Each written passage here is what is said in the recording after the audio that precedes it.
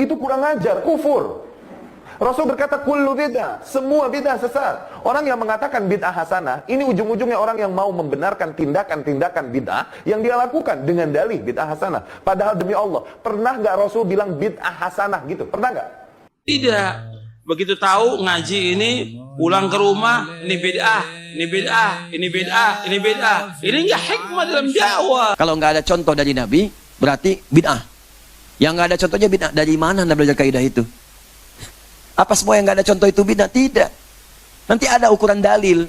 Ada dalil, ada contoh sempurna. Ada dalil, contoh sementara. Ada dalil, contohnya nggak ada. Ada dalil samar, jangankan contoh, dalilnya pun samar. Ada 4 kategori. Ya, sepanjang dalilnya ada, contoh nggak ada, nggak harus divonis bid'ah dulu. Sepanjang tidak dicontohkan, digali. Kenapa nggak ada contohnya? Tapi dalilnya ada. Kan sering saya contohkan.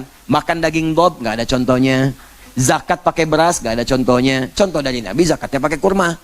Zakatnya pakai gandum. Berarti antum yang zakat pakai beras itu bid'ah semua. Nah, tidak. Merumuskan ilmu itu nggak begitu. Ada kaidah-kaidahnya, ada dasarnya. Kalau belum dasar ini belum paham, jangan bicara. Itu yang berbahaya nantinya. Ya, jelas ya? Apalagi menafsir ilmu yang satu dengan ilmu yang lain. Itu yang fatal. Ada tauhid, ada akhlak, ada fikih, ada tasawuf. Anda memandang fikih pakai tauhid yang nggak nyambung. Nggak akan nyambung. Ya, apa hukumnya? Kemudian, misal, apa hukumnya saya pengajian di Monas misalnya? Ya, mau pengajian di Monas tapi dinilai dengan hukum tauhid yang nggak nyambung. Tauhid itu hukumnya hukum akidah. Hukum akidah nggak bisa dipakai menafsirkan fikih. Akidah itu hitam putih.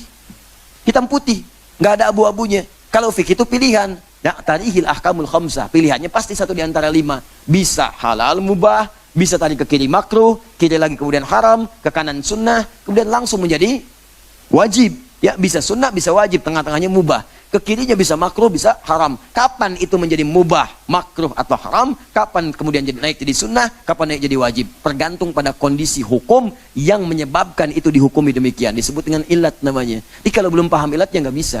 Makanya tauhid diajarkan sebelum hijrah. Ya, fikih diajarkan setelah hijrah. Karena ketika hijrah sudah dekat dengan Allah, diajarkanlah fikih.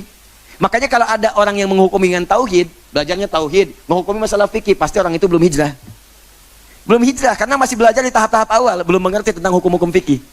Ya, paham ya?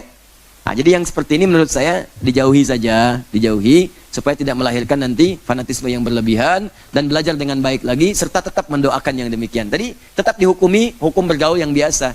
Jangan sampai kemudian jadi kasar, tidak. Ya, teman-teman bergaul, saya tidak pernah mengajarkan Anda mencela orang. Walaupun ada yang mencela saya, nggak apa-apa, mungkin belum tahu.